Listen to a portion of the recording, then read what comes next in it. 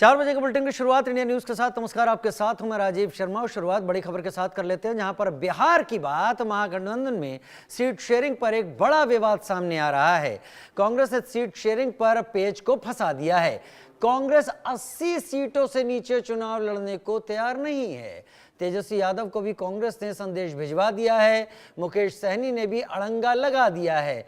तो जो हालात एनडीए के दिख रहे थे, करीब करीब वैसे ही हालात अब महागठबंधन के भी हैं।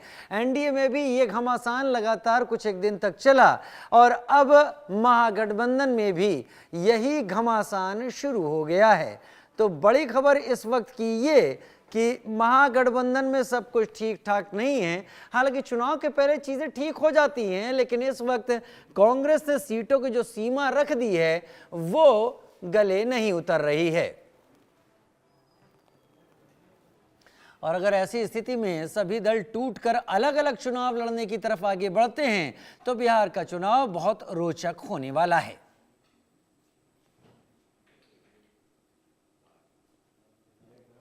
आप देख रहे हैं इस वक्त की बड़ी खबर, जहां पर सीट शेयरिंग पर ऐसी खींचतान हो रही है कि उस खींचतान में सभी पिसे चले जा रहे हैं। क्या एनडीए, क्या महागठबंधन?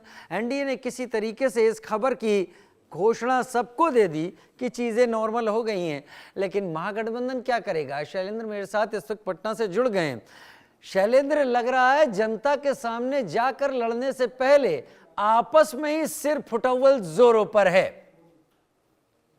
जी बिल्कुल, आपस में सिर फुटौल जोरों पर है, लेकिन ये सामने चीजें भी आ रही हैं कि ये बहुत समय तक नहीं चलेगा और न बहुत समय इसके लिए है।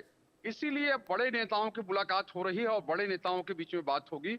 और बड़े नेता जब मिलेंगे तो जो चीजें भी, क्योंकि कांग्रेस और आरजेडी के बीच में एक समस्या ये है कि सीमांचल की 2 से 3 सीटें हैं जिनको लेकर समस्या हो रही है, ये कहा जा रहा है। और सीटों की जो संख्या की बात है उस पे लगभग सहमति बनती हुई दिख रही है जो दोनों के बीच में। लेकिन कौन कौन सी सीटें किसको लड़ना है, इसको लेकर एक बड़ी समस्या है। और जाहिर सी बात है, जो दल पिछले चुनाव में जितनी सीटों पर लड़े उससे ज्यादा सीटों पर लड़ना चाहते हैं, लेकिन इसके बाद गठबंधन की मजबूरी होती है, गठबंधन में ज्यादा साथी आ जाते हैं तो उस हिसाब से एडजस्ट करना पड़ता है। चूंकि मुकेश सहनी पिछली बार गठबंधन में साथ नहीं थे और जाहिर सी बात है अब जब वो आए हैं तो उनका भी हिस्सा लगेगा, यानी उनको भी सीटें मिलेंगी। तो ऐसे में जो बड़े दल हैं उन्हीं को समझौता करना होगा। और जिनका स्ट्राइक रेट अच्छा रहा, यानी वाम दलों की हम बात कर रहे हैं, तो वाम दलों की मांग एक तरह से जायज है।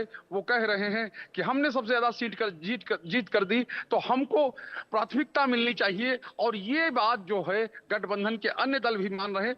तो जाहिर सी बात है ये चीजें भले ही चल रही हैं, लेकिन अब ज्यादा समय इनको चलाने के लिए या इनको चलने के लिए नहीं है। साथ आना पड़ेगा, समझौता करना पड़ेगा और मिलकर चुनाव लड़ना पड़ेगा। क्योंकि ये गठबंधन केवल बिहार के लिए ही नहीं, देश में भी, चूंकि चाहे एनडीए का गठबंधन हो और चाहे गठबंधन हो महागठबंधन हो, वो दोनों ही जो देश स्तर पे भी जो गठबंधन है उसमें साथ हैं। और ये इसलिए भी बहुत महत्वपूर्ण है। लेकिन चूंकि अंतिम समय की ये खींचतान है और इस खींचतान में यही चीजें हैं कि ये पिछली सीट बार हमको मिल जाती सबसे तो बुरा स्ट्राइक रेट कांग्रेस का रहा था, अगर मैं गलत नहीं हूं तो 70 में से 19।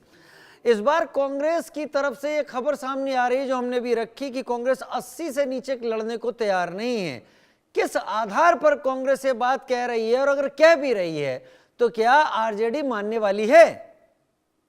देखिए, ये साफ तौर पर प्रेशर पॉलिटिक्स है। प्रेशर के लिए लोग चीजें कहते हैं। जैसे आपने देखा होगा कि एनडीए में बात हो रही थी कि तेजस्वी यादव वो कहें कि चिराग पासवान कह रहे थे कि वो 40 सीटों की डिमांड कर रहे हैं, लेकिन वो संभव नहीं है। अगर कांग्रेस पिछली बार की सीटें पा जाए तो बहुत बड़ी बात है, लेकिन ऐसा होगा नहीं। अब जाहिर सी बात है, एक प्रेशर बनाना है, एक प्रेशर पॉलिटिक्स करना है, तो उसको लेकर अपनी चीजें रखी जाती हैं, सीटों की संख्या ज्यादा दे दी जाती है, या यूं कहें कि ऐसे डिमांड रखे जाते तो कहीं ना कहीं बीच में आकर चीजें सेटल हो जाएं। इसके लिए सिर्फ ये किया जा रहा है। वाकई शैलेंद्र, बहुत शुक्रिया आप मेरे साथ जुड़े इस विस्तार से जानकारी